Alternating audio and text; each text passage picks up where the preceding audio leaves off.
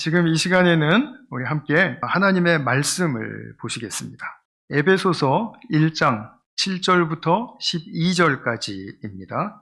봉독하겠습니다. 우리는 이 아들 안에서 하나님의 풍성한 은혜를 따라 그의 피로 구속 곧 죄의 용서를 받게 되었습니다. 하나님은 우리에게 모든 지혜와 총명을 넘치게 주셔서 그리스도 안에서 미리 세우신 하나님이 기뻐하시는 뜻을 따라 하나님의 신비한 뜻을 우리에게 알려주셨습니다.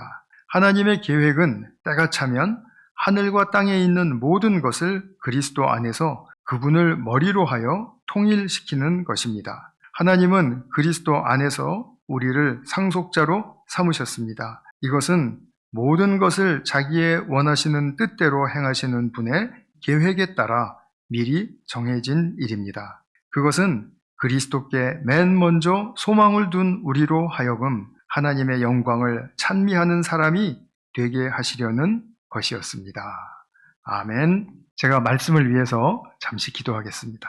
사랑하는 아버지 하나님, 오늘 저희 모든 예배자들이 이렇게 한데 모였을 때 주님께서 또 말씀을 주셔서 우리 심령에 새기시고자 하는 주님의 영적인 교훈이 있는 줄 믿습니다. 주님, 말씀하시옵소서. 우리 마음의 귀로 듣고 그리고 각자 자신에게 주시는 말씀을 잘 기억하고 그것이 생명의 힘으로 변환되는 그런 축복의 역사가 우리의 삶 가운데 일어나게 하여 주시옵소서. 오늘도 함께하여 주시는 은혜를 감사드리고 우리 구주 예수님의 이름으로 기도하였습니다. 아멘. 오늘 읽으신 에베소서 1장 7절부터 12절까지의 본문 말씀은 오늘 우리가 세 번째 보고 있는 거죠. 첫 번째로 3주 전, 2주 전이죠. 첫 번째 주제는 무엇이었습니까? 그분의 피로 우리가 죄 용서를 받게 되었다. 아주 놀라운 주님의 약속의 성취라고 말씀을 드렸죠.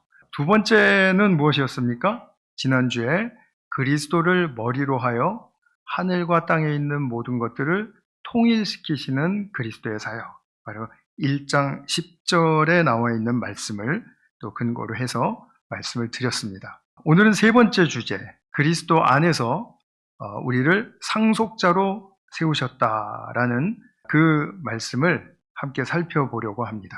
상속자, 그러면은 무엇이 생각나십니까? 상속자는 누굽니까? 그 부모의 자녀이죠. 그래서 자녀됨에 대한 이야기가 먼저 시작되어야 합니다.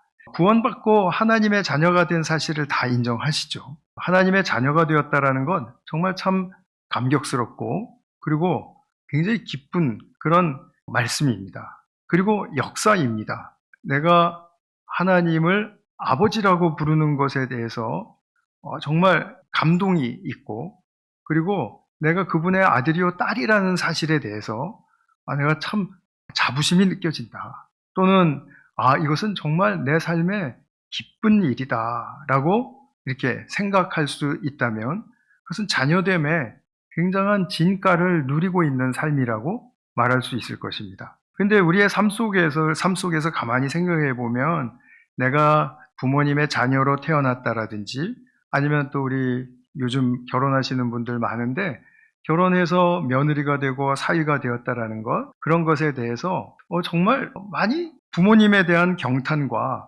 사모함이 있습니까? 솔직히요. 우리가 가만히 생각해 보면 그냥 일상으로 넘어가고 정말 부모님의 내가 자녀라는 사실에 대해서 막 경탄하고 그리고 그것이 막 날마다 좀 새롭고 이렇게까지는 아니지 싶습니다. 또 그렇게 돼도 좀 이상한 것 아닌가 하는 생각이 들기도 하고요. 그런데 내가 자녀로서 또 며느리 또 사위로서 우리 부모님이 참으로 존경받을 만한 분이고 훌륭하시다. 내가 이분들의 자녀로 태어났고 또 부모님으로 또 내가 모시고 살게 된 것이 큰 축복이다라는 사실을 알려면 오랜 시간이 지나야 되는 것 같습니다.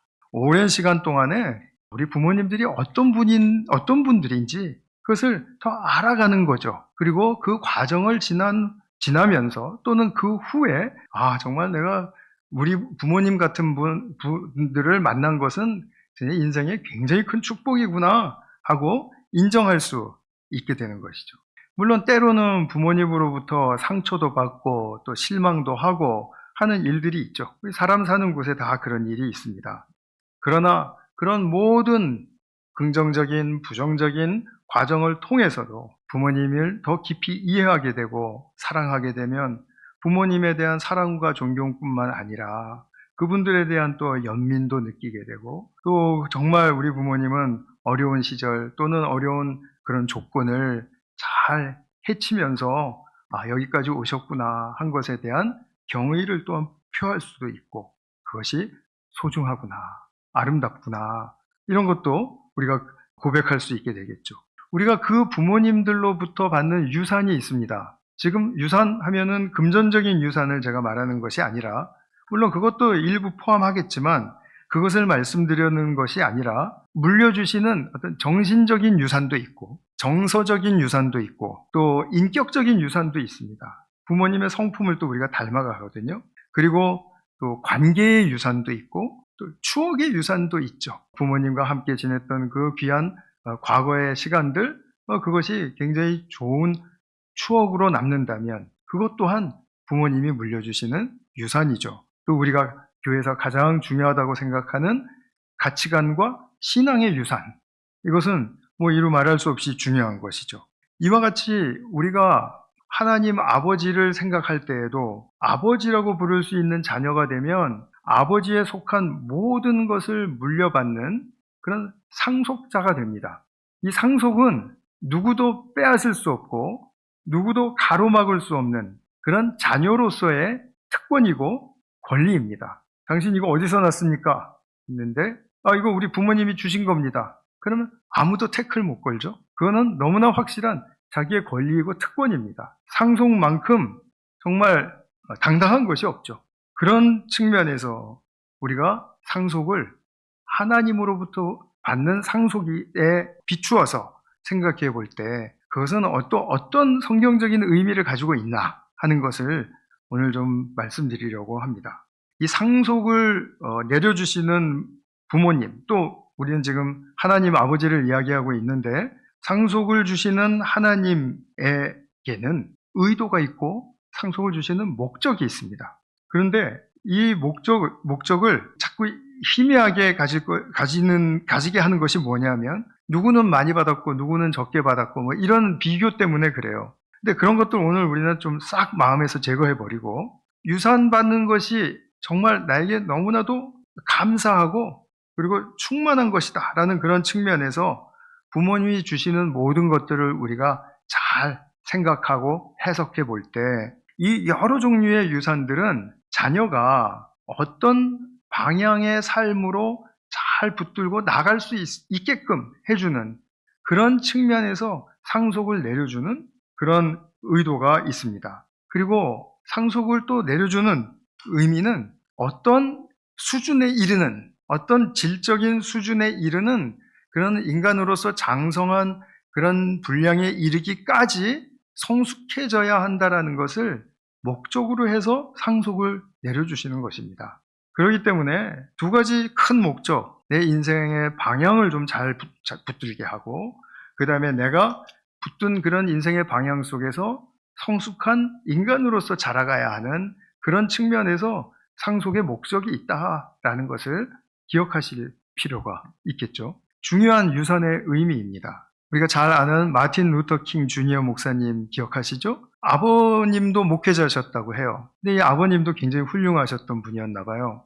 가정에서 이 신앙과 인격을 굉장히 존중하고 그것을 잘 가르쳐 주신 분이었다고 합니다. 그리고 그 당시에는 이제 사회에 불의가 있고 또 차별이 있고 하는 그런 현실 속에서 불의에 맞서는 용기를 가르쳐 주셨다고 해요. 그러면서 그것에 대처해서 싸울 때에는 분노와 폭력으로 싸우는 것이 아니다. 사랑과 비폭력으로 싸우는 것이다. 라는 것을 계속해서 어릴 때부터 듣고 배워 오다 보니까 이제 정말 우리 마틴 루터 킹 주니어 목사님 같은 그런 훌륭한 신앙의 리더십을 우리가 보게 되었다라고 말할 수 있을 것입니다. 부모님이 늘 우리에게 말씀하시는 것들이 있습니다. 약속 잘 지켜라. 모르는 것은 겸손히 배워라. 사람과 신뢰를 잃지 말아라. 또 새끼 잘 챙겨 먹고 살아라. 이런 것들이죠. 이런 것들 삶의 지혜가 담긴 무언가가 있어요. 여기에는. 이런 원칙의 유산을 잘 받았다면 그러면 나는 그 유산을 얻은 사람으로서, 자녀로서 인생 방향 잘 붙들고 그 다음에 내적 외적인 충만한 수준에 이르는데 나의 삶을 잘 투자해 나갈 수 있는 이제 그런 우리가 경험할 수 있는 유산에 대해서 좀 우리가 생각해 보고 있습니다. 이제 성경이 말하는 하나님께서 우리에게 주시는 유산, 상속에 대해서 살펴보겠습니다. 이 하나님이 주시는 유산에 대해서는 영어로는 가장 잘 쓰이는 말이 inheritance고요. 그 다음에 reward라는 말도 있습니다. 우리말로는 유업, 기업, 목, 상 이런 말로 이렇게 바뀌게 됩니다. 그래서 이 다 같은 동의어인데 이런 말들이 성경에 얼마나 많이 나오는지 몰라요. 특히 상이라는 단어를 가장 많이 쓴 성경의 인물은 예수님이십니다. 그래서 상을 주기를 원하시는 하나님 아버지의 마음을 너무나도 잘 아셨던 예수님은 우리에게도 이 상을 받을 그 동기부여를 너무나도 이모저모로 잘 전해주고 계시는 거죠. 이게 되게 중요한 부분입니다. 그래서 하나님께서 우리에게 주시는 이 유산 또는 유업이라고도 말할 수 있다 그랬죠. 유업에 대해서 우리가 정말 이 상속과 굉장히 밀접한 관계 속에서 우리가 좀 살펴보려고 합니다. 내가 하나님의 아들, 딸이라는 것은 나의 새로운 정체성 확립이죠. 이 세상에서 이런 정체성이 없었는데 이제 구원받으니까 하나님의 아들, 딸이라는 새 정체성이 생긴 거예요. 이게 정말 너무 중요합니다. 그런데 이 하나님의 아들, 딸이라는 그 정체성이 그냥 한순간에 이렇게 딱 얻어지는 것인데, 그렇죠. 우리가 예수님 믿으면 너는 나의 아들이야, 너는 내 딸이야 이렇게 분명히 선포해 주시지 않습니까?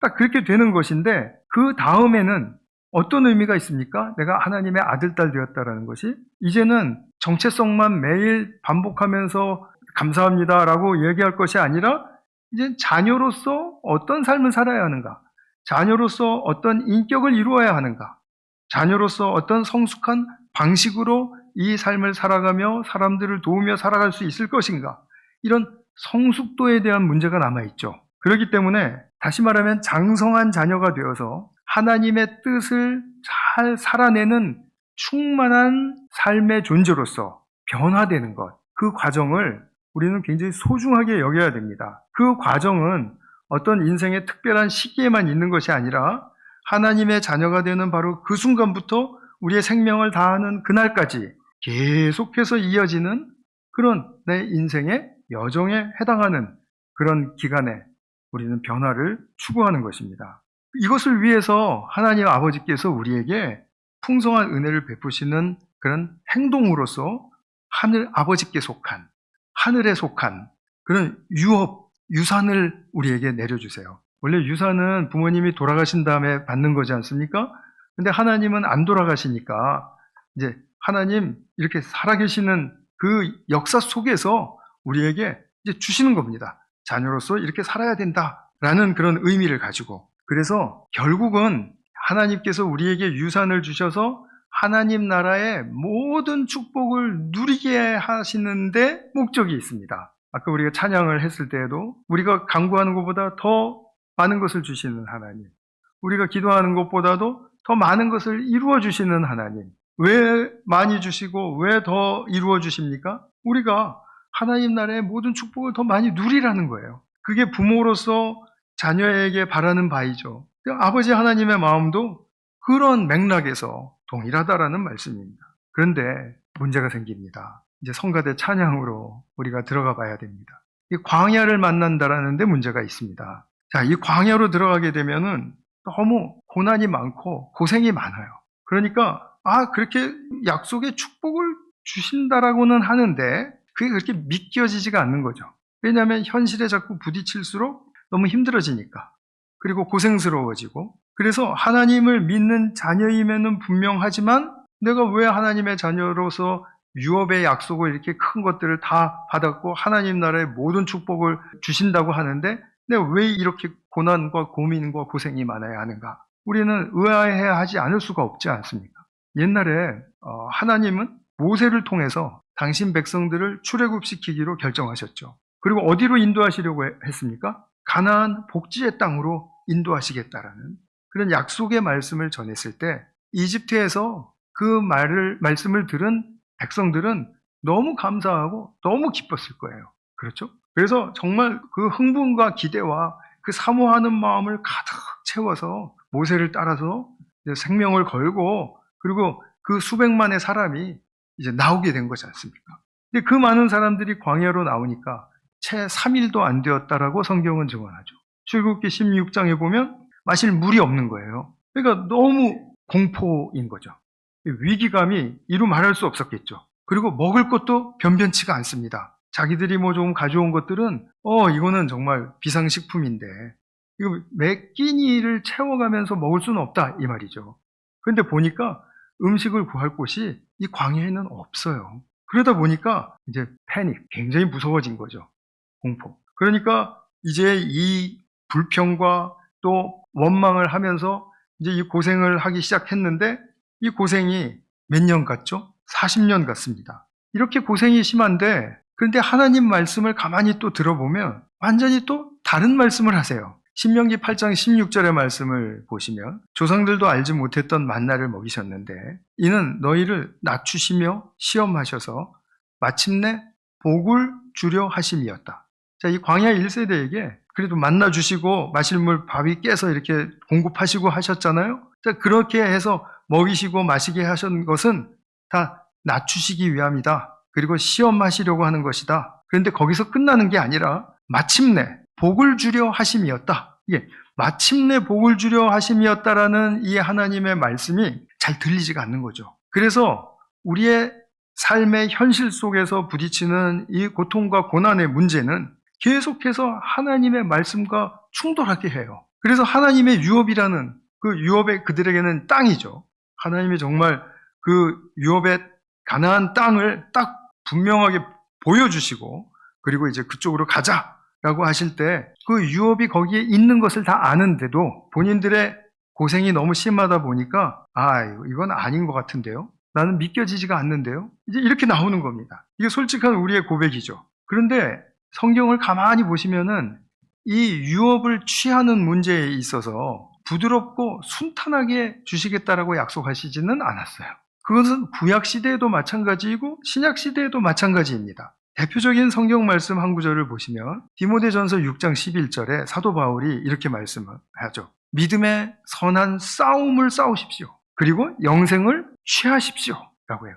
굉장히 적극적이고 능동적인 그런 표현이고요. 어떻게 들으면 공격적이기까지 한 그런 뉘앙스를 품고 있습니다. 그렇죠? 믿음의 선한 싸움을 싸울 때는 이게 치열하게 싸워야 된다. 이건 성격 자체가 치열한 것이다. 그렇게 만만하지는 않다. 이런 뜻을 포함하고 있죠. 굉장히 적극적인 표현을 사용해서 우리에게 권면하시는데 이것이 바로 하나님의 유업을 얻는, 유산을 얻는 길이로구나 하는 것을 우리가 배우게 됩니다. 그래서 우리가 이 유업과 상속에 대해서 이렇게 잘 이제 성경적으로 많이 이제 해석이 되거나 풀이가 되는 그런 설교는 제가 알기로는 드문 것으로 알고 있는데 그래서 익숙하지 않은 분들이 좀 있을 겁니다. 그래서 제가 오늘 이 부분에 대해서 출애굽 사건과 광야 생활 그리고 가나안 정복 이 중요한 구약의 이야기를 잘 상징적으로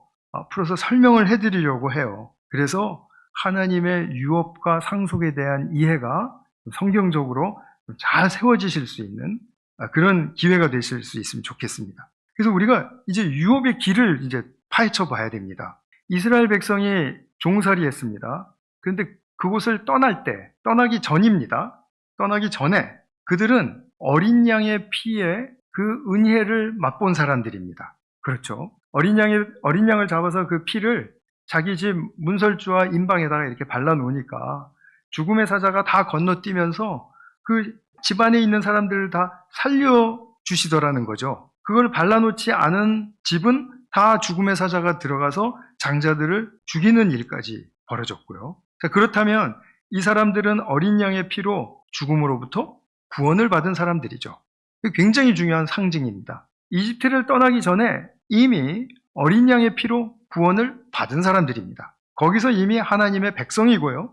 하나님의 자녀들입니다. 이제 그게 언제 불려질까에 대한 것은 이제 계속해서 성경을 보면 나오는데 그것까지 다 하면 너무 복잡해지니까 하나님의 백성이요, 하나님의 나라요, 하나님의 자녀입니다. 그럼 벌써 출애굽기에서 출애굽하는 그 상황부터 나오는 말씀이에요. 그러니까 이 사람들은 하나님의 자녀로서 이제 구원을 받았고, 그리고 또 홍해를 건너므로써 그 구원을 확증했고, 고린도전서 10장에 보면 이런 말씀이 나옵니다.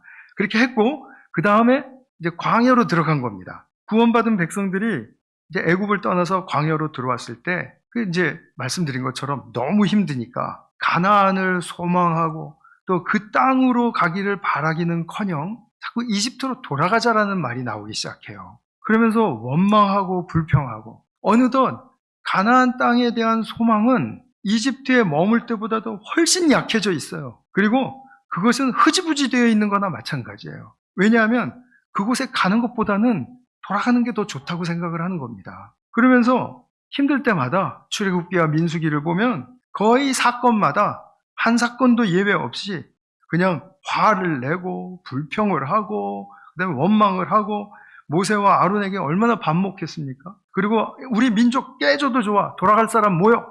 해가지고 팀까지 만들고요. 그래서 또 하나님한테 또 많이 혼나고요. 하여튼 그런 과정들을 막 거치면서 이게 무엇을 얘기해 주는 거죠? 가나안 땅이라는 유업에 대해서 많이 잊어버린 거예요. 그것이 필요 없다라고 생각이 들 정도로 그렇게 지금 하나님의 마음으로부터 떠나게 된 것입니다. 이런 모습에 대해서 성경은 좀 불쌍하지 않습니까? 이 사람들 얼마나 힘들면 이랬을까?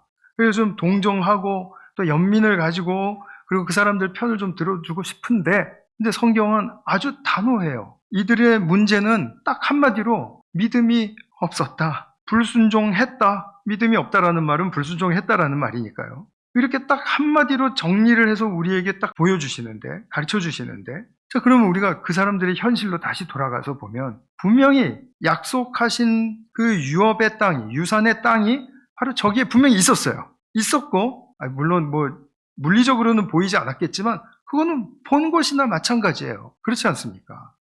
그런데 그 유업의 땅을 취하지는 못했던 것이죠. 광야 1세대는 여호수아와 갈렙 말고는 다 실패했으니까요. 이 불평하고 반목하고 분열했던 이 사람들은 거기 하나도 못 들어갔습니다. 이것이 우리에게 가르쳐주는 굉장히 중요한 상징적인 영적 교훈이 있다라는 말씀입니다. 이들은 왜 신약에서 말해주고 있는 믿음의 싸움, 믿음의 선한 싸움을 싸우지 못했던 것일까요? 분명히 내적인 이유가 있을 겁니다. 그냥 우르르 군중심리로 말미암아 하자, 가자 이런 식으로 휘말려서 그렇게 한 건 아닌 것 같아요. 첫 번째로 그 이유를 제가 말씀드리고 싶은 것은 환경이 열악한 건 맞습니다. 그건 충분히 이해합니다. 그런데 사실 이들의 내면의 문제 속에서는 하나님을 신뢰하지 못한 것이었습니다.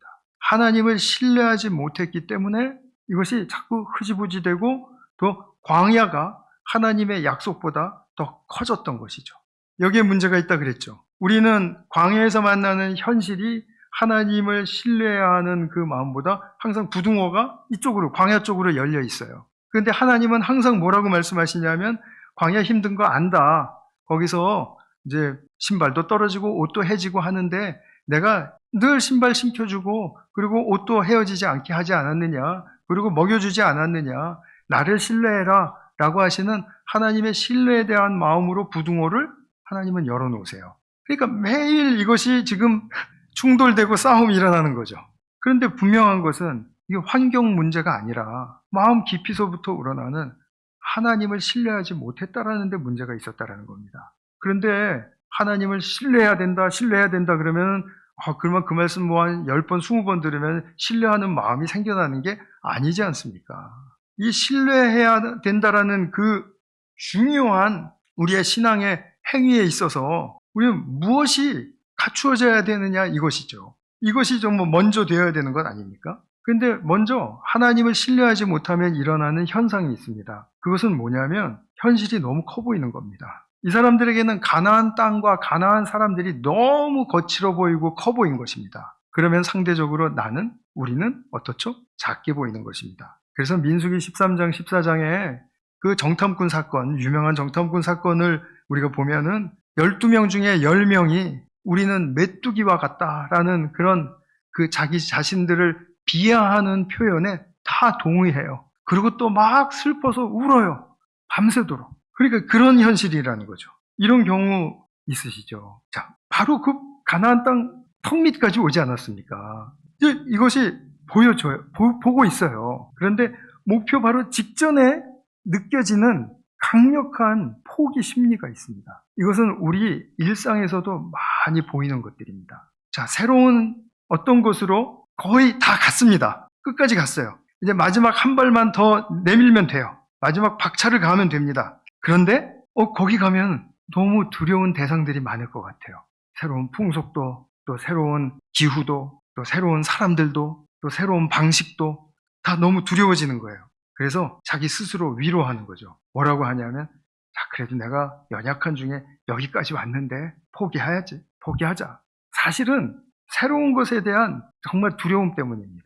이 이스라엘 사람들에게 있어서는 지금 그것이 너무나도 크고 정말 힘들고 정말 역경으로 여겨졌던 것이죠. 굉장히 그 땅으로 들어가는 것이 위험한 일로 위협을 받았던 것이죠. 그러니까 자기가 그 땅으로 들어가야 한다라는, 이것은 나의 땅이 될 것이다라는 그런 어떤 약속의 말씀도 뭐 전혀 의미가 없고, 거기서 내가 어떻게 믿음의 싸움을 싸워서 이것을 정복해야 할 것인가에 대해서는 뭐 더 말할 나위 없이 두렵고 무섭고, 그러니 가나안 땅은 크고 가나안 사람들은 거칠고 그리고 나는 작고 메뚜기 같고 이렇게 되는 거죠. 이 사람들은 또 특별히 전쟁을 해본 적이 없는 사람들이잖아요. 종으로 살다가 지금 40년 광야에서 돌고, 물론 몇 번의 그런 어떤 전쟁이 있었지만 그거 가지고 지금 가나안 땅에 들어가는 저 청동기, 고급 청동기 문화, 천리 문화를 가진 사람들과 싸울 수가 있겠냐라는 말이죠. 자기들은 무슨 변변한 무기도 없는데, 그러니 더 무서운 거죠. 이것은 근본적으로 그렇지만 신뢰의 문제입니다. 어려운 거 압니다. 그런데 이 신뢰라는 것은 결국 자기 자신과의 싸움이라는 것. 이 두려움과 위협감과 그리고 안 될 것 같은 그런 절망감과 자신이 싸워내야 된다는 것. 이것이죠. 하나님이 약속하셔서 우리에게 주신 삶입니다. 또 하나님이 우리에게 인도하신 소명의 길이 다 있습니다. 우리 전 전공 여러 개 택하셔서 이렇게 오셔서 공부하고 하는 우리 여러분들이 있지 않습니까? 다 자기 소명이죠. 그리고 그거는 또 어떤 면으로 선물입니다. 그런데 막상 전공에 들어가고 또 나의 삶의 현장으로 들어가면 굉장히 부딪히는 게 많고 힘든 게 많습니다. 그러면 그것을 취할 수 없는, 나의 그 하나님의 유산을 취할 수 없는 이유가 굉장히 많이 생기는 거죠. 그래서 하나님의 약속이 나의 의식 속에서 흐지부지되고, 그리고 결과적으로 하나님과 그분의 약속을 신뢰하지 못하게 되는 것. 근데 이것을 극복하려고 하는 것이 광야 생활의 목적이었습니다. 하나님은 우리가 할 수 있는 어느 정도보다 조금 더 센 것을 주실 때가 참 많습니다. 그런데 막상 그것이 닥쳤을 땐 내겐 이만큼 커 보였는데 나중에 지나고 보면은 맞아, 조금 더 센 거긴 했어. 그건 인정을 하는데 그러나 넘어설 수 있었어 하고 고백할 수 있게 하시는 하나님의 그 정말 절묘하신 그런 방법을 우리가 경험할 수 있으면 좋겠습니다. 두 번째로는 이 사람들의 그 옛 삶의 습성에서 벗어나지 못했다라는 거죠. 자꾸 이집트로 돌아가자고 떼를 쓰는 거죠. 몸은 분명히 애굽 밖으로 나왔습니다. 근데 마음은 여전히 그곳에 있습니다. 왜 그렇죠? 이거는 안전의 이슈입니다. 나는 안전한 거를 더 지금 취해야 돼. 안전한 길로 가야 돼. 나는 안전한 자리가 좋아. 나는 안전한 사람들이 좋아. 그런데 실제로 이집트가 그 사람들에게 안전한 자리이고 이집트 사람들은 안전한 사람들이었습니까? 전혀 아니었잖아요. 전혀 아니었는데 이 사람들이 광야에서 갑자기 자기들이 그 끓는 가마솥을 연상을 하면서 옛날에 그 가마솥 옆에 앉아 있을 때가 좋았는데 하면서 그때를 회상해요. 거기서 자기들이 뭐 그 가마솥에서 삶아낸 고기를 충분히 먹을 수 있었겠습니까? 아니죠. 그런데 자기들이 마치 거기서 배부르고 부유하게 먹고 그리고 안전하게 지냈던 것처럼 그렇게 이야기를 해요. 이게 뭐죠? 이게 왜곡입니다. 자기 과거를 왜곡하는 거예요. 미화하는 것이고요. 근데 미화도 정말 아름답고 선한 것들을 잘 미화해서 더 깊이 간직하고자 하는 의도라면 모르겠는데 이게 완전히 엉뚱한 착각이죠. 우리가 이집트에 가면은 잘 살 수 있다. 여기보다는 훨씬 낫다. 그리고 자기들의 과거의 실상을 막 비틀고 왜곡하면서 그것을 그리워하는데 이런 왜곡이 사실 한번 일어나면 고치기가 쉽지가 않습니다. 여러분 한번 왜곡이 일어난 사람들이랑 얘기해 보시곤 하죠. 정말 말 안 통하지 않습니까? 불통이라는 것이 다른 곳에서 일어나는 것이 아니고 이렇게 왜곡이 한번 일어나면 이게 정말 끝까지 대치 상황밖에는 갈 길이 없습니다. 이 구약의 백성의 이야기를 제가 지금 말씀을 드렸는데 하나님의 유업의 땅을 가볍게 여길 수 있는 충분한 이 사람들의 내적인 그런 부족한 이유들이 있었죠. 자, 그러면 우리는 이들이 분명히 약속의 가나안 땅을 본 것과 같이 우리도 먼저 우리의 신앙 속에 어디에선가 이 약속의 유업의 실체를 보고 있는데 어디서 그 약속의 유업의 실체를 보고 있죠? 제가 답을 말씀드리면 그렇지 또 그러실 텐데 어디입니까? 우리 올해 설교 이제 제목을 달 때 그 앞에 큰 제목 있죠. 그리스도 안에서입니다. 자, 예수님을 보면 하나님이 내려주시고자 하는 그 인간에게 부어주시고자 하는 유업의 그 상의 실체를 볼 수 있다. 예수님이 누리신 것이 다 그거예요. 예수님이 살아가시면서 필요했고 그것을 공급받으셨던 것이 다 그거예요. 우리는 그것을 그냥 너무 가볍게 보고 있죠. 예수님께서 당신도 난 아버지의 아들이다 라고 하시면서 늘상 살아가시면서 성령에 의지하시면서 아버지께로부터 공급받는 모든 것들로 살아가셨습니다. 영적인, 정신적인, 그런 육체적인, 물리적인 그런 모든 차원에서 아버지가 공급하시는 것을 공급받고 그리고 살아가셨습니다. 때로는 그것을 취하시기 위해서 주님은 많은 애를 쓰셔야 했고 그리고 또 많은 고생도 하셔야 했습니다. 그런 가운데 주님께서 누리시는 것들, 그것이 바로 유업의 실체입니다. 아버지께서 부어주신 하늘의 유업을 누리는 사람의 모습이라는 것입니다. 예수님이 누리신 그 축복의 유업을 우리에게도 또한 상속해 주시겠다라고 약속하시는 것입니다. 이스라엘 백성들이 출애굽하면서 가나안 땅을 유업의 약속의 실체로 보았던 것처럼 우리는 하나님의 자녀가 되어서 구원의 여정을 걸어가면서 그 유업의 상의 실체를 그리스도 안에서 찾는 것입니다. 거기서 보는 것이고요. 사실은 이거는 어려운 말이 하나도 아닌데 생소하게 느껴지실 거라는 생각은 듭니다. 예수님을 어떤 눈으로 바라보고 사셨나요? 예수님을 어떤 분으로 생각하고 사셨습니까? 로마서 8장 17절에서는 사도 바울이 우리 성도들은 그리스도와 공동 상속자다. 그리스도께서 상속받는 모든 것을 우리도 상속받는 자들이다. 라고 그렇게 표현을 해요. 굉장히 중요한 말씀이죠. 여기 한 군데서만 그렇게 말씀하시는 것도 아니고요. 그래서 이 공동 상속자라고 표현을 했을 때, 자, 그러면 주님 얻으신 것은 주님이 취하신 하늘의 복은 다 나도 취할 수 있는 것이네. 물론 13579 다 똑같은 그런 동일한 그런 실체는 아니죠. 나의 인생에 맞는 그런 실체가 있고 또 저마다 다 다른 자기에게 맞는 실체들이 있으니까요. 그것을 바라보면서 우리가 그리스도와 공동 상속자라는 그런 선언에 얼마나 이것이 정말 하나님의 영광스러운 축복인지 그것을 우리가 볼 수 있으면 좋겠습니다.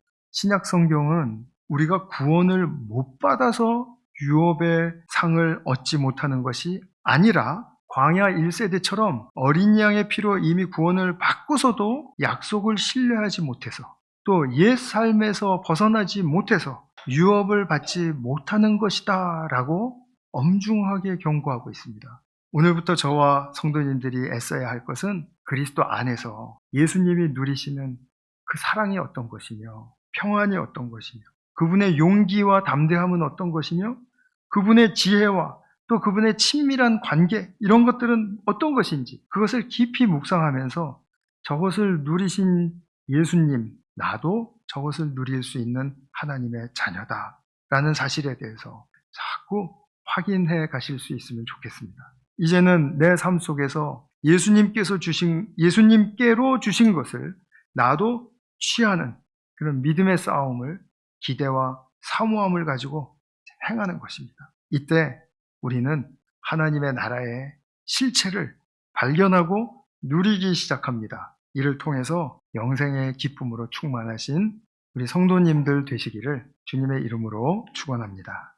기도하겠습니다. 사랑하는 아버지 하나님, 오늘 상속자로 세우신 하나님 아버지의 그 크신 은혜를 저희들이 생각해 보았습니다. 그리스도 안에서 우리에게 주시는 그 부어주시는 유업의 실체들은 주님께 이미 주셨던 것, 그것을 우리가 보고 믿고 신뢰하고 취함으로써 얻을 수 있는 것임을 고백합니다. 주님, 우리가 정말 주님의 뜻대로 풍성한 유업의 상을 많이 채우고 우리의 삶에서 정말 하나님 나라의 자녀로서 그 부요함과 자부심이 정말 너무나도 우리의 삶을 지탱할 뿐만 아니라 더 풍성한 삶으로 나아가게 하는 동기부여가 될 수 있도록 도와주시고 이끌어 주시옵소서. 오늘도 우리 모두와 함께하여 주신 은혜를 감사드리고 우리 구주 예수님의 이름으로 기도하였습니다. 아멘.